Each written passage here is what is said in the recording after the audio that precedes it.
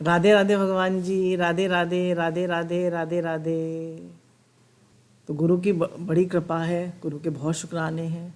गुरु की कृपा के बिना, गुरु के प्रेम के बिना, गुरु के सानिध्य के बिना कुछ नहीं हो पाता है। तो सबसे पहले हम गुरु का शुक्राना मानेंगे, फिर भगवान को याद करेंगे और अपना सत्संग शुरू करेंगे। तो सबसे पहले तो गुरु हमें ये बताते हैं कि हम भगवान के हैं और भगवान हमारे हैं। पहला जो हमारा वो है पाठ याद करने के लिए, वो ये है कि हम भगवान के हैं और भगवान हमारे हैं। हम भगवान से ही आए और भगवान के पास ही हमें जाना है। जैसे एक छोटा बच्चा जो होता है वो माता पिता का अंश होता है, ऐसे ही हम परमात्मा के अंश हैं, है ना। ईश्वर अंश जीव विनाशी, चेतन अमल सहज सुख राशि। तो हम परमात्मा के ही अंश हैं। बच्चा तो माता पिता दोनों का अंश होता है, पर हम केवल परमात्मा के ही अंश हैं। हम उनसे अलग है ही नहीं, हम हो ही सकते नहीं उनसे अलग। तो जब हम ये मान लेते हैं हम परमात्मा के हैं, तो हमें ये स्मृति हर समय बना के रखनी है। अनुकूल परिस्थिति हो तो भी, प्रतिकूल परिस्थिति हो तो भी, सुख में भी हम भगवान के हैं, दुख में भी हम भगवान के हैं, स्वस्थता में भी हम भगवान के हैं, अस्वस्थता में भी हम भगवान के हैं, अनुकूलता में भी भगवान के हैं, प्रतिकूलता में भी भगवान के हैं। हर समय, हर हाल में, हर बात में हमें ये याद रखना है हम किसके हैं, हम भगवान के हैं। जैसे एक सेठ के लड़के को हमेशा याद रहता है भाई मैं तो सेठ का बेटा हूँ, तो उसको एक खुनकी होती है, उसको एक वो होती है अंदर में। तो हमें क्यों नहीं खुनकी है, हम भगवान के हैं। जो परमात्मा तीनों लोकों का मालिक है, हम उसके बच्चे हैं ना, हम उसके बेटा बेटी हैं। जिसके एक एक रोम में अनेक ब्रह्मांड समाये हुए हैं, जिस परमात्मा के एक एक रोम में अनेक ब्रह्मांड समाये हुए हैं, हम उनके बच्चे हैं ना।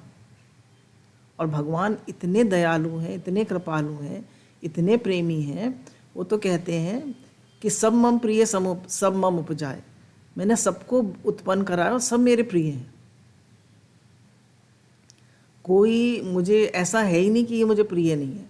84 लाख योनियाँ भगवान के हैं, 84 लाख योनियाँ। पर मनुष्य जो है, हम जो मनुष्य हैं उसमें खास है। खास क्यों है? क्योंकि भगवान, एक मनुष्य में ही ये काबिलियत है कि वो भगवान की ओर चल सकता है, भगवान से प्रेम कर सकता है, भगवान से वापस लौट सकता है। तो मनुष्य जन्म जो है वो साधन योनि है, भोग योनि नहीं है ना। कैसी है मनुष्य जन्म? साधन योनि है, भोग योनि नहीं है। अब साधन योनि क्या होता है और भोग योनि क्या होता है? साधन मतलब इसमें हमें साधन करना है, हर विपरीत परिस्थिति में हमें सुखी दुखी नहीं होना है। सुख दुख हानि लाभ जीवन मरण सब में सम और शांत रहना है। कैसा रहना है? सम और शांत। और हर परिस्थिति में, सुख में भी और दुख में भी। सुख में सुखी ना हो, ज़्यादा उछले नहीं, ज़्यादा अहंकार ना करें, और दुख को बांट दें, उसमें दुखी ना हो। तो साधन क्या करना है? सम और शांत रहना है और भगवान को याद करना है। और तीसरा सेवा करनी है ना। तीसरा क्या करना है? सेवा करनी है। तो हमें बराबर याद रखना है, सम और शांत रहना है, भगवान को याद रखना है हर पल, और सेवा करके। सेवा क्यों करनी है? जैसे हम एक दफ्तर में जाते हैं, तो दफ्तर में हम काम तो दफ्तर के लिए करते हैं और वेतन हमें अपने लिए मिलता है, सैलरी अपने लिए मिलती है। तो ऐसे ही हम संसार में आए हैं, तो ये संसार क्या है? हमारा ऑफिस है। तो यहाँ ये घर हमारा ऑफिस है, तो यहाँ हम सेवा किसके लिए करेंगे? घर के लिए, घर वालों के लिए। और सैलरी क्या है? सैलरी है भगवान, हमारे भगवान को, हमारे भगवान है। सैलरी क्या मिल रही है हमें? हमारे भगवान है, हम भगवान के, ये हमारी सैलरी है। तो भगवान, काम ऑफिस के लिए करना है और वेतन हमारे लिए है। तो काम संसार के लिए करना है और वेतन परमात्मा हमारे लिए। जैसे एक लड़की की शादी हो जाती है, तो उसे झट वो मान लेती है मैं तो पति की हो गई, ठीक, पति की मान लेती है ना अपने को। हम सब लोग ने भी तो ऐसे ही किया। अच्छा, माता पिता ने अपने आपकी बेटी होगी घर में तो याद करिए, तो उसकी शादी करी तो झट वो उधर हो गई, मैं तो इनकी हूँ। अरे आपने 22-23 साल पाला पोसा बड़ा किया, पढ़ाया लिखाया, कन्यादान किया, उसकी हो गई। अच्छा, गुरु जो है हमारे पिता समान है, वो रोज़ पक्का करा रहे हैं, है ना। ब्राह्मण ने तो पक्का कराया कि अब तुम इनकी हो गई, कन्यादान कर दीजिए। पिता ने कन्यादान कर दिया, अब लड़की उनकी हो गई। तो गुरु हमारे ब्राह्मण रूप में या पिता रूप में हमारा कन्यादान कर रहे हैं, हमारा दान कर रहे हैं कि तुम भगवान के हो। जीव मात्र भगवान का है, तो हम भगवान का क्यों नहीं मानते अपने को? जब तक हम ये मानेंगे हम संसारी हैं, तब तक हमारी बुद्धि वही रहेगी। और जैसे ही हम मान लेंगे हम तो भगवान के हैं और भगवान हमारे हैं, तो हमारी बुद्धि जो है बदल जाएगी, हमारा भाव बदल जाएगा। तो दिन में 1000 बार याद करना है, हम तो भगवान के हैं, हम तो भगवान के हैं और भगवान हमारे हैं। अब देखिए, हमारे अलीगढ़ वालों ने प्रश्न किया है कि लॉकडाउन में सत्संग ना मिलने के कारण घर में ही रहे तो राग द्वेष बहुत बढ़ गए, तो राग द्वेष से कैसे ऊपर उठें?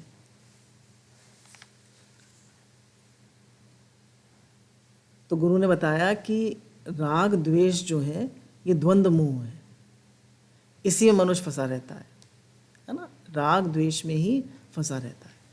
कभी राग, अनुकूलता में राग, प्रतिकूलता में द्वेष, और इसी में पूरा जीवन बीत जाता है, राग और द्वेष में। तो गुरु कहते हैं हमें राग और द्वेष नहीं करना है, बिल्कुल राग द्वेष नहीं करना है। राग द्वेष मन में आ सकता है तो, पर उनसे मिलना नहीं है। क्या है पुरुषार्थ? यही है ना।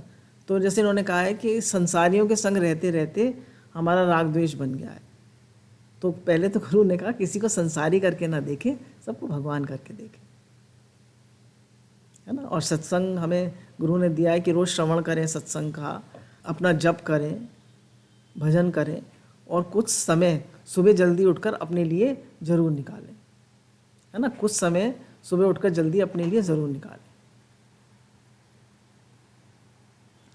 दूसरा गुरु ने बताया कि ध्यान रखें कि हमारा बराबर भजन बढ़े, हमारा समर्पण बढ़े, और बराबर कहते रहें हे नाथ मैं आपको कभी भूलूं नहीं। तो जब भी मन में राग द्वेष आए तो बार बार कहते रहें हे नाथ मैं आपको कभी भूलूं नहीं, हे नाथ मैं आपका हूँ आप मेरे। बार बार भगवान को पुकारें।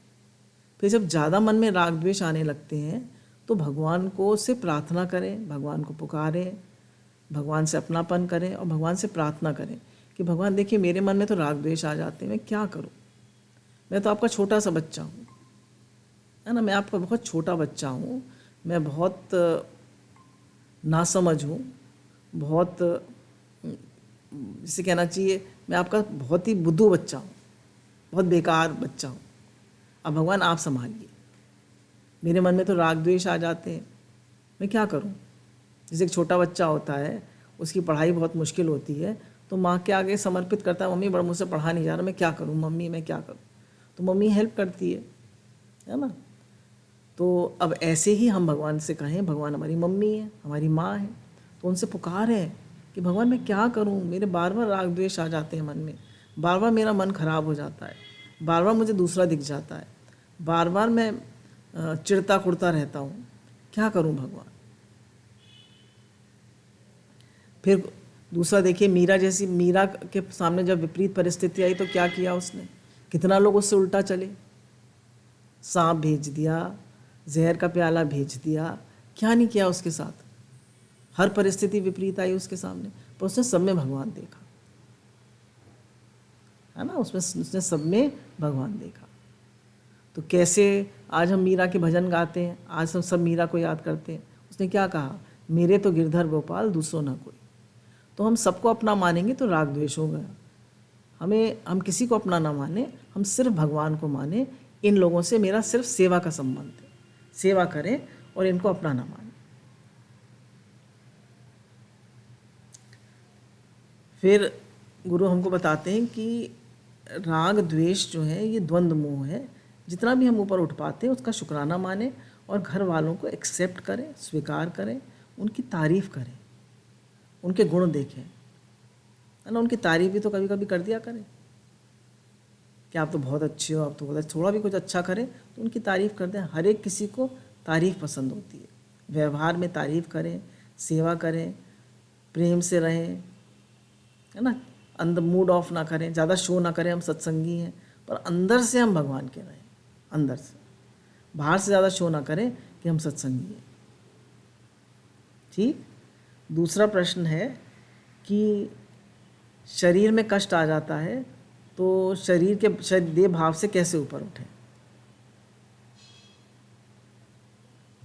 तो गुरु ने बताया कि यह पूरा संसार त्रिविध ताप से ग्रसित है। किससे? त्रिविध ताप से, दैहिक, दैविक और आध्यात्मिक। तो एक तो सभी सब, देखिए दुनिया में कोई ऐसा नहीं है, चाहे संत हो चाहे कोई भी हो, सबके ऊपर तीनों ताप आ रहे हैं, सबके ऊपर। तो अब ये तीनों ताप जो हैं ये मनुष्य को ग्रसित रखते हैं, हर एक के जीवन में आते हैं, ऐसा तो नहीं हमारे जीवन में आए, सबके जीवन में आते हैं। तो अब क्या करना चाहिए? तो हम जैसे भगवान हमारी माँ है, तो अगर बच्चा जो है वो लैट्रीन कर दे और उसमें गंदा हो जाए तो कितनी भी ठंडो माँ उसको धोएगी नहीं धोएगी, साफ़ करेगी नहीं करेगी? बताइए, करेगी ना साफ़। तो माँ तो साफ़ करेगी। ऐसी भगवान हमारी माँ है। तो वो हमें जब भी कोई दुख आए, शारीरिक कष्ट आए, तो समझें कि भगवान हमारी माँ है, हमारी सफाई कर रहे हैं। बच्चा कितना भी रोए पर माँ तो साफ़ करेगी। ठीक, माँ तो साफ़ करेगी, कितना भी रोए बच्चा। तो ऐसे ही जब भी शारीरिक कष्ट आता है तो भगवान हमारी सफाई कर रहे हैं। ये रखें अंदर में कि भगवान हमारी सफाई कर रहे हैं, हमारे पाप कट रहे हैं, हम शुद्ध बन रहे हैं, हम राइज कर रहे हैं। देखिए 84 लाख योनियाँ जो हैं उसमें तो मनुष्य राइज करता है। क्यों? अपने पाप कर्मों का फल भोग कर और राइज करता है। और जब मनुष्य योनि में आता है, अगर वो भोगी बन जाता है, खाने पीने भोगने में, पैसा कमाने में लग जाता है, तो वो सिर्फ वो और घिर जाता है और फिर 84 लाख तैयार कर लेता है अपने लिए। तो गुरु कह रहे हैं कि ये तो हमें बहुत दुर्लभ मनुष्य जन्म मिला है, तो इसमें हमें राइज करना है। तो भगवान अगर कोई कष्ट भेज रहे हैं तो ये तो बड़ी दुर्लभ बात है भगवान की, बड़ा प्रेम है उनका हमारे से। ऐसा नहीं हमारे ऊपर कष्ट नहीं आते, हमारे ऊपर भी आते हैं। जैसे बहुत सारे बच्चे खेल रहे हैं, अब माँ को बड़ा प्रेम आया उन बच्चों को देखकर, पर उन बच्चों ने कुछ शैतानी करी तो माँ ने पहले तो सब बच्चों को प्रेम आया तो सबको एक एक लड्डू दे दिया, मिठाई दे दी, टॉफ़ी दे दी, सब दे दिया। पर सब बच्चों ने शैतानी करी, कुछ गड़बड़ी करी, तो अब पिटाई किसकी करेगी? अपने बच्चे की, सब बच्चों की? बताइए। हाँ, पिटाई किसकी करेगी?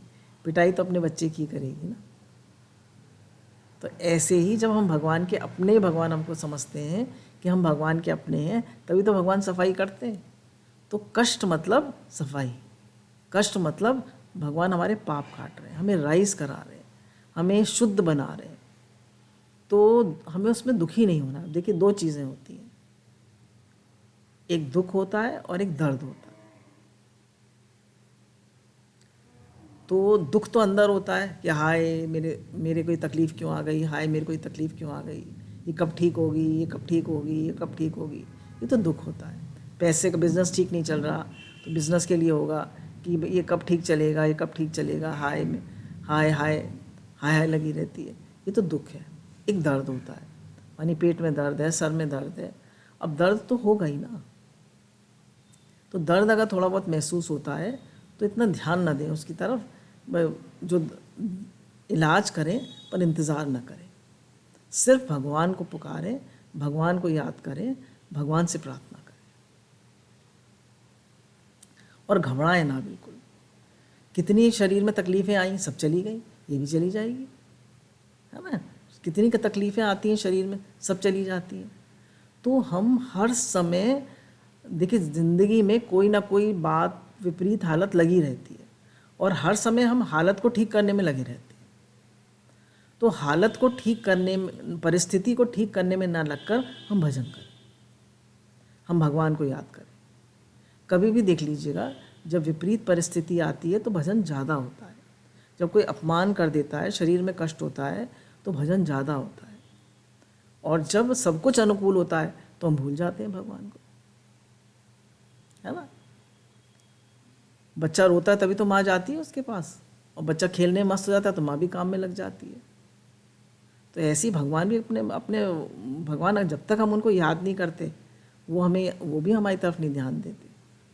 तो हमें उन्हें याद करना है, हे नाथ मैं आपका हूँ, आप मेरे हैं, हे प्रभु मैं आपका ही हूँ। मैं किससे कहूँ, मुझे कोई कष्ट है, कोई तकलीफ़ है, मैं किससे कहूँ, कौन है मेरा, आप ही मेरे हो प्रभु। तो आपको जो भी तकलीफ़ है, जो भी कष्ट है, भगवान से कहिए, भगवान के आगे रखिए, और भगवान का शुक्राना मानिए कि भगवान आपने मेरे कष्ट कितने कम में काट दिए। लोगों को तो कितने कितने कष्ट हैं। सोचिए, किसी को कैंसर है, किसी को टीबी है, किसी को कोरोना हो गया है, कितने लोगों को कितनी कितनी प्रॉब्लम्स आती हैं लोगों के ऊपर। भगवान ने तो मेरे कष्ट बहुत कम में काट दिए, बहुत शुक्राना। हमारे कर्मों के हिसाब से भगवान भगवान ने हमें बहुत कम कष्ट दिया है, ऐसा कहें भगवान से। हर समय भगवान का शुक्राना मानते रहें। जब कष्ट आए तो शुक्राना माने, शिकायत ना करें, शुक्राना माने, भगवान आप मेरे कष्टों को बहुत कम में काट रहे हैं। और दुख, भले ही दर्द हो पर दुखी नहीं होना। दुखी नहीं होंगे, शुक्राना मानेंगे तो भगवान कष्ट को जल्दी काट दे। जैसे हमसे कोई गलती हो जाती है, हम जाके सॉरी कह देते हैं और कहते हैं आगे से नहीं करेंगे, तो भगवान तो वो व्यक्ति में माफ़ कर देता है। तो ऐसे ही जब हमारे कोई कष्ट आता है तो अपना अवलोकन होता है, अपने को हम जांचते हैं कि मेरे में क्या कमी है, क्या मैंने ऐसा किया था कि मेरे को ये बार बार तकलीफ़ आ रही है। तो ऐसे जब अपने को जांचते हैं, और फिर गुरु कहते हैं कि अगर तकलीफ़ आ रही है शरीर में तो अपने फूड पैटर्न को देखो, क्या खाते हैं, फ्रूट्स ज़्यादा लें, वेजिटेबल्स ज़्यादा लें, नेचर के करीब रहें, है ना, जो जीवित अन्न है वो खाएं, फ्रूट्स वेजिटेबल्स ज़्यादा हों, अन्न कम हो, ब्रेड और ये सब white bread, salt, sugar and bread, ये सब ना खाएं। और साथ में एक्सरसाइज, प्राणायाम, वॉकिंग, ये सब हमारे जीवन में होनी चाहिए। तो भगवान हमारी दिनचर्या को हमें ज़्यादा एक्टिव अलर्ट बनाने के लिए, अपने से प्रेम कराने के लिए, अपने पास लाने के लिए हमें कष्ट भेजते हैं। और किसी समय ज़्यादा तकलीफ़ हो रही हो तो उस समय अपने को ऐसे काम में व्यस्त रखें जिससे हमारा शरीर से मन हटे, है ना। जैसे मानो हम राम जी के भक्त हैं, कृष्ण जी के भक्त हैं, तो कृष्ण लीला देख लें, ध्यान हट जाएगा शरीर से। भजन पसंद है तो भजन कर लें, भजन सुन लें, कुछ ऐसा काम करें जिससे हमारा मन शरीर से हटे, उसको उस पेन के साथ न रहें, उस पेन से अलग हटे। वॉक करने चले जाएं, वॉक करते हुए जप करें। तो ऐसे करके हम अपने को बिज़ी रखें। फिर एक दूसरा प्रश्न है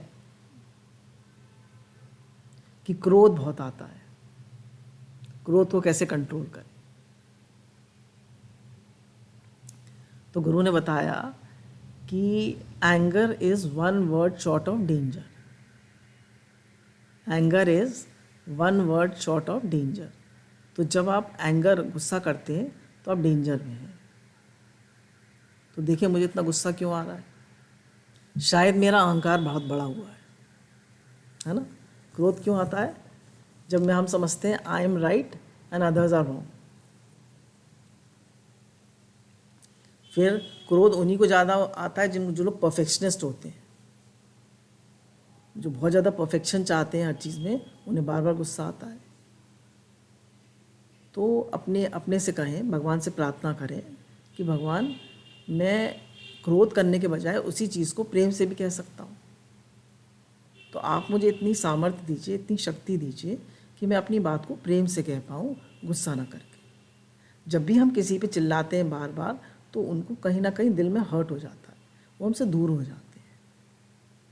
तो अपनी बात को प्रेम से कहना सीखें, क्रोध ना करें। भगवान ने गीता में कहा, काम और क्रोध के वेग को सहन करने में जो समर्थ है। क्या करना है, काम और क्रोध के वेग को सहन करना है। देखिए मन में क्रोध आ रहा है आप फ़ौरन भगवान को पुकारिए, हे नाथ हे नाथ हे नाथ, मैं कैसे करूं, बहुत गुस्सा आ रहा है। हट जाइए, अगर सिचुएशन से हट सकते हैं वहाँ से हट जाइए, ठंडा पानी पी लीजिए, वहाँ से हट जाइए, मुंह धो लीजिए, हे नाथ जप करिए, भगवान को पुकारिए, भगवान का भजन करिए। और फिर देखिए क्यों मुझे इतना क्रोध आता है। शायद मुझे अहंकार ज़्यादा है, और दूसरा मुझे ये है कि मेरे मन की हो, मेरे मन की हो। जब हम, फिर दूसरी बात क्यों गुस्सा आता है अपने से, मैंने देखा जब हम सेवा करते हैं तो गुस्सा कम आता है। जब हम सेवा दूसरों से करवाते हैं, दूसरों से सेवा चाहते हैं, तो गुस्सा ज़्यादा आता है। या हम अपनी सामर्थ्य से ज़्यादा काम कर लेते हैं, बहुत थक जाते हैं, तब भी गुस्सा ज़्यादा आता है। सेवा, सुमिरन, सत्संग, ये 3 चीज़ें हैं जीवन में। सबको कोई भी प्रॉब्लम है जीवन में तो इन 3 चीज़ों को बराबर याद करना है, सेवा, सुमिरन, सत्संग। क्या याद रखना है? सेवा, सुमिरन, सत्संग। सुमिरन क्या है? भजन, श्रवण, पढ़ना लिखना। तो हम सुबह 1 घंटा तो पूरा अपने आप के लिए दें। सुबह उठें, है ना, सुबह उठें तो 1 घंटा अपने साथ बैठें, भजन करें, अपने को पॉजिटिव सेल्फ टॉक करें। मैं भगवान का बेटा बेटी हूँ, मैं भगवान का बच्चा हूँ, I am a powerful soul, I am a positive soul, I am a healthy soul, I am a loving soul. ऐसे करके अपने को, अपने लिए पॉजिटिव भाव देखें। I am a peaceful soul, मैं पीसफुल हूँ। फिर हम जैसे एक अपने फ़ोन हमारा डिस्चार्ज हो जाता है, उसकी बैटरी चार्ज करते हैं, तो हमने अपनी बैटरी चार्ज करी। सुबह उठकर जब हम अपने साथ एकांत में बैठते हैं, भगवान से बातचीत करते हैं, भगवान से प्रार्थना करते हैं, पॉजिटिव सेल्फ टॉक करते हैं, तो हमारी जो वो है बैटरी, वो चार्ज हो जाती है। तो अब हम उससे जो बैटरी डिस्चार्ज है, उससे बहुत ज़्यादा रेडिएशंस आती है। तो ऐसे ही जब हम बिल्कुल भगवान से दूर हो जाते हैं, हम डिस्कनेक्ट हो जाते हैं भगवान से, तो गुस्सा ज़्यादा आता है। जब हर समय भगवान की स्मृति बनी रहती है, हर समय जब चलता रहता है, तो गुस्सा कम आता है। ठीक है। अच्छा, अब दूसरा प्रश्न है कि भगवान और बिजनेस का क्या बैलेंस कैसे बनाए। तो गुरु ने बताया कि ये तो गुरु हमें रोज़ बता ही रहे हैं कि ये दो वो मत करिए, अलग अलग मत करिए, कि भगवान अलग है और बिजनेस अलग है, घर अलग है, घर का काम अलग है और भगवान अलग है। ऐसा मत करिए। आप ऐसे पक्का करिए कि सब काम भगवान के। दुकान में जाइए तो कहिए दुकान भगवान की है। दुकान किसकी है? भगवान की है। ऑफिस, बिजनेस, सर्विस, सब भगवान का है। किसका है? भगवान का है। मैं तो भगवान का एक छोटा बच्चा हूँ, मैं तो भगवान का सेवक हूँ, मैं तो यहाँ सेवा करने आया हूँ। भगवान, मैं तो आपकी सेवा करता हूँ। ना मेरी दुकान है, ना मैं बार बार जब दुकान पे बैठे तो बार बार भगवान के समर्पित हूँ। भगवान, आपका काम करता हूँ। सुबह उठने से रात तक सोने तक मैं सब काम भगवान का करता हूँ, है ना। मैं सब काम भगवान का करता हूँ। मैं अपना कोई काम नहीं करता, मैं सब काम भगवान का करता हूँ। ये संसार भगवान का है, हम भी भगवान के हैं और काम भी भगवान का है। हमारी है ही नहीं दुकान। तो जब भगवान का काम करते हैं, जैसे हमारे यहाँ एक सेवक है, तो किसके लिए काम करता है? हमारे लिए। तो ऐसे हम भगवान के संसार में भगवान के सेवक हैं, हम उन्हीं के लिए काम करते हैं। सब कुछ उनका है, हमारा कुछ नहीं है यहाँ। एक दिन आए थे खाली हाथ, एक दिन चले जाएंगे, खाली हाथ चले जाएंगे और शरीर को जला दिया जाएगा। यहाँ अपने साथ क्या ले जाएंगे? भगवान की स्मृति, हमारा स्वभाव, हमारे अच्छे कर्म, वही हमारे साथ जाएंगे। फिर गुरु कहते हैं कि एक बात और याद रखें, इससे थोड़ी अलग है, ये बात मुझे बहुत अच्छी लगती है, इसलिए रिपीट कर रही हूँ। पिछले सत्संग में भी बताया था कि बुराई का त्याग करें, कि किसी को बुरा ना समझे,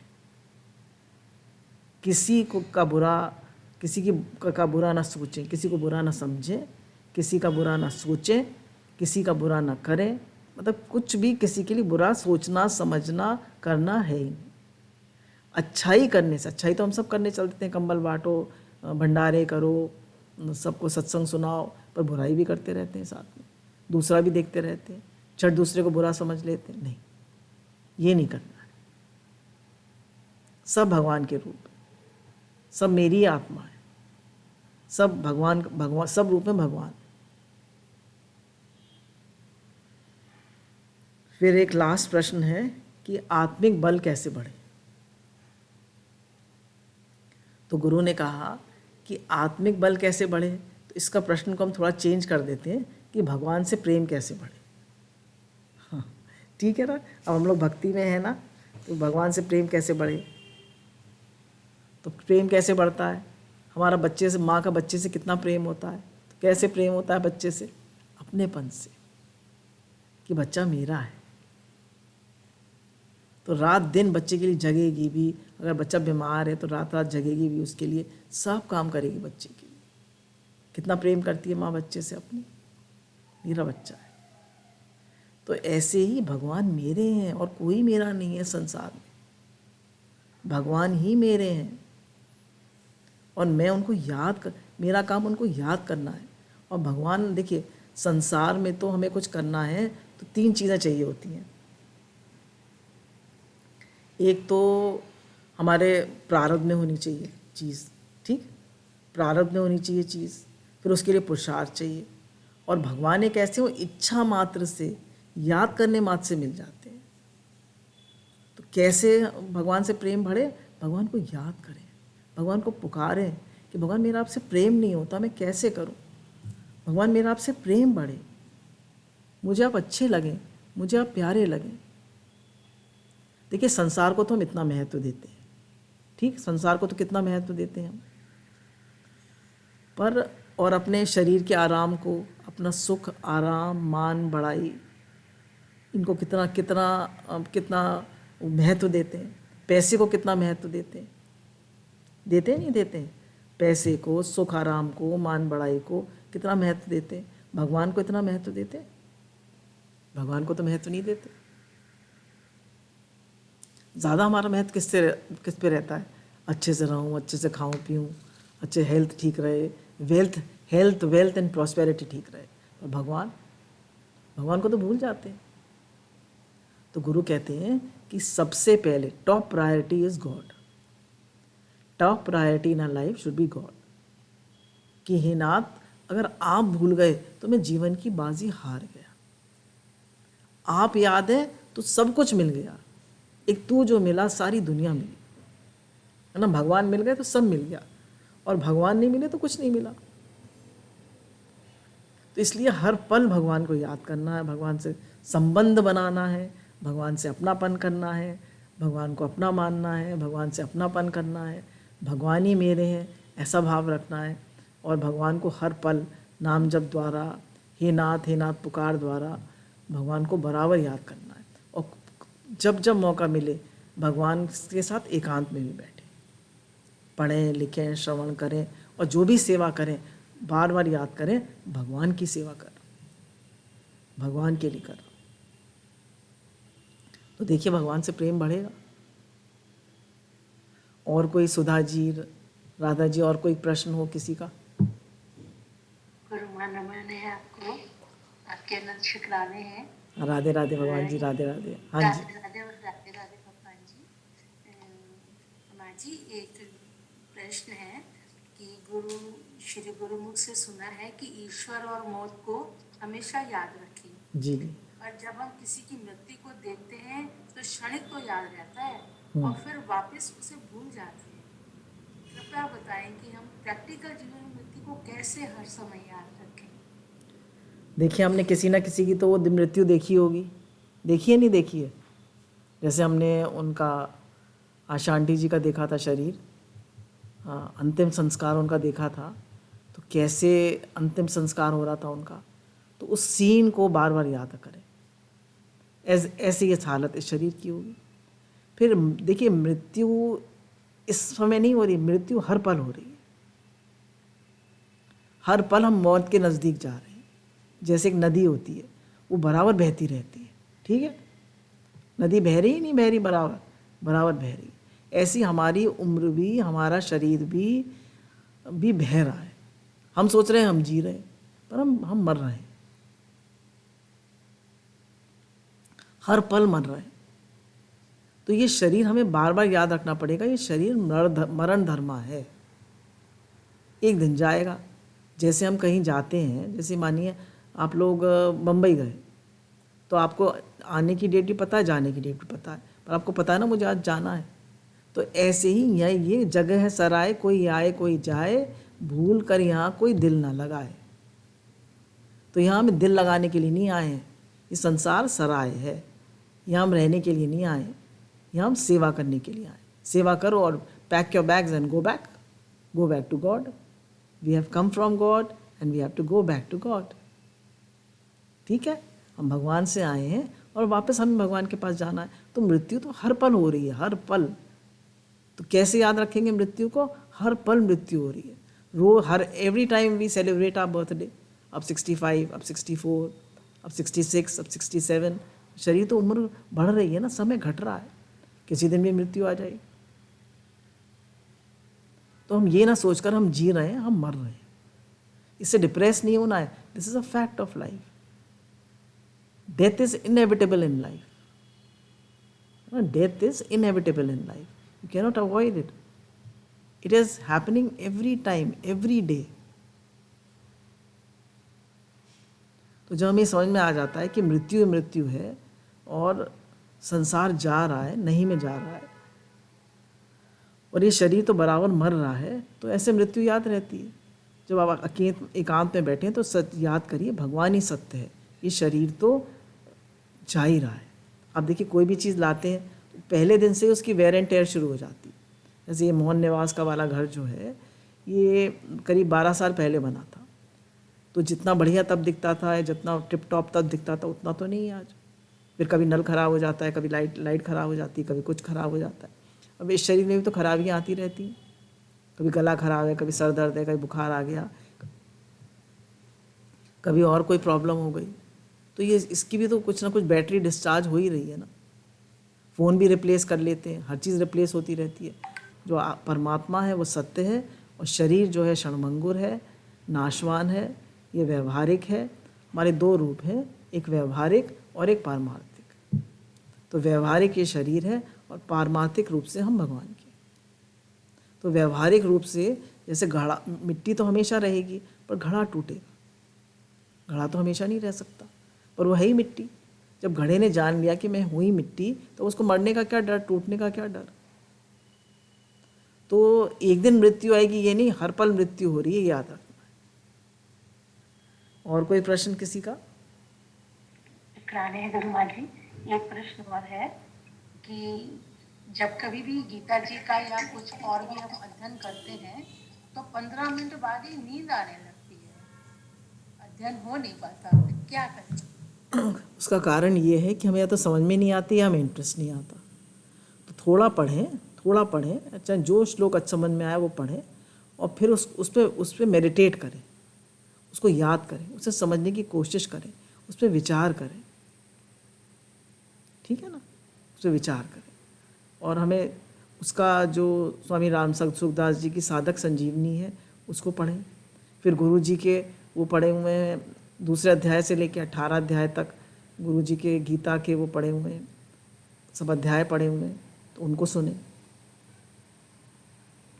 तो थोड़ा पढ़ें और विचार ज़्यादा करें, जो चीज़ समझ में आए वो विचार करें, तो फिर नींद नहीं आएगी।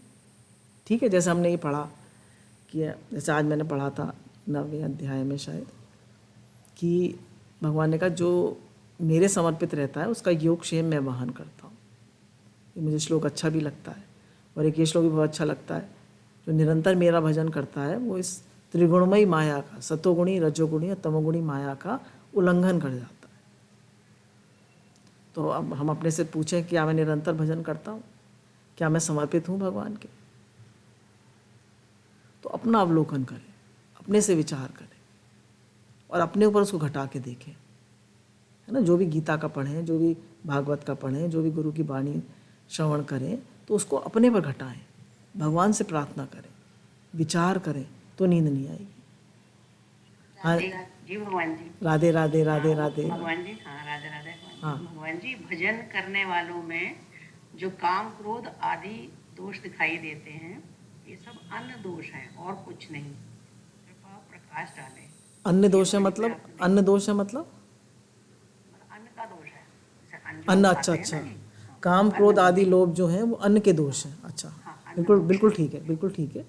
बताया कि हमारे अन्न अन्न जो हम खाते हैं, तो वो हमारा जो पैसा आता है वो कैसा है, वो शुद्ध कमाई का है। देखिए उसमें 3 चीज़ें होनी चाहिए पैसे में। एक तो शुद्धता से कमाया हुआ होना चाहिए, ईमानदारी से। अगर हमारे घर में गलत पैसा आएगा तो काम क्रोध लोभ मोह वाले विकार ज़्यादा आएंगे। फिर दूसरा, जो पकाने वाला है उसका भाव कैसा है ना, वो किस भाव से पका रहा है। उसके अंदर काम क्रोध लोभ है तो वो हमारे अंदर भी आएगा, और वो बड़े प्रेम से पका रहा है। तभी तो कहते हैं ना, जो अपने मतलब जिससे पकवाओ उसका उसके अंदर प्रेम होना चाहिए। तभी जैसा खाए अन्न वैसा हो मन, जैसा खाए अन्न वैसा हो मन। अब जो वो खा रहा है खाना, वो जो बना रहा है, उसके सारे भाव उसमें आ रहे हैं ना। तो जो स्त्री रोते हुए खाना बनाती है तो उसके खाने वाले को भी रोना पड़ता है। तो रोते हुए, दुखी होते हुए, परेशान होते हुए हमें खाना नहीं बनाना है। हमें उसमें सारा प्रेम कि प्रसाद बन रहा है भगवान का, भगवान का प्रसाद बन रहा है, भगवान उसमें भोग लगाएंगे। सब रूप में भगवान है। जितने ही मेरे घर के प्राणी हैं, इनको भोग लगेगा। पहले भगवान का प्रसाद भोग लगेगा, फिर इन सब का ये सब भोग लगाएंगे। मेरा घर भगवान का घर है, मेरा घर स्वर्ग है। ऐसा मेरा घर मतलब भगवान का घर स्वर्ग है, वैकुंठ है। ऐसे बहुत शुद्ध भाव, सब लोग यहाँ, हमारा बहुत प्रेम है आपस में सब। ऐसे बहुत अच्छे अच्छे भाव भेजिए।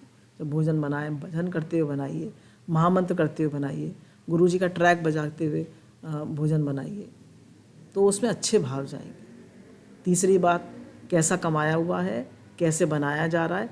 फिर बनाने वाले में जो उसमें जो उसका भोजन जो बना रहे हैं, उसमें अंडा, मीट, लहसुन, प्याज, इनका मतलब बहुत जो तामसी चीज़ें हैं उनका प्रयोग कम होना चाहिए। ना हो तो बेस्ट है, पर फिर भी तो जो लोग करते हैं वो करते हैं, पर इसमें कम होना चाहिए। ये सब तामसी चीज़ें हैं। फिर लास्ट में बताया कि खिलाने वाले का भाव कैसा है, जो खिला रहा है उसका भाव कैसा है। तो ऐसे पता चलता है कि तीनों दोष, काम क्रोध लोभ मोह आदि, ये अन्न के दोष हैं। जैसा खाए अन्न वैसा हो मन। तो शुद्ध भाव से कमाया हुआ हो, शुद्ध भाव से पकाया हुआ हो, और शुद्ध भाव से खिलाया हुआ हो। देखिए संत लोग हर एक क्या नहीं खाते हैं। क्यों? कैसा उसने खाया। जैसे एक संत के ने एक कहीं से प्रसाद आया था, तो वो संत बहुत भजनानंदी थे। तो जब वो गए तो उस प्रसाद के सामने तो रखा हुआ था, तो उन्होंने देखा उसमें से खून टपक रहा है। तो उन्हें बड़ा ख़राब लगा कि खून कैसे टपक रहा है। और उसमें भी आता है गुरु नानक साहब के उसमें कि जब वो उसके सेठ के यहाँ गए तो उसकी रोटी उन्होंने निचोड़ी तो उसमें से खून निकला। बढ़ई के यहाँ गए तो उसकी रोटी निचोड़ी तो उसमें से दूध निकला, तो उसमें से खून टपक रहा था। तो उन्होंने पूछा भाई किसने पूछ किया हो, किसने भंडारा लगवाया था। तो पता चला किसी वैश्या के अन्न से लगा था। अब बताइए, अब वैश्या का अन्न खाएगा, संत खाएंगे तो कैसी उनकी बुद्धि होगी। हमारे यहाँ रिश्वत का पैसा आता है, 2 नंबर का पैसा आता है, गलत पैसा आता है, तो हमारी बुद्धि कैसी होगी। ठीक, तो जैसा खाए अन्न वैसा हो मन। गुरु भगवान के अनंत अनंत शुक्राने। हमारा समय पूरा हो गया। आप सबके बहुत शुक्राने, बहुत शुक्राने। सबको राधे राधे राधे राधे राधे राधे भगवान जी, राधे राधे भगवान जी।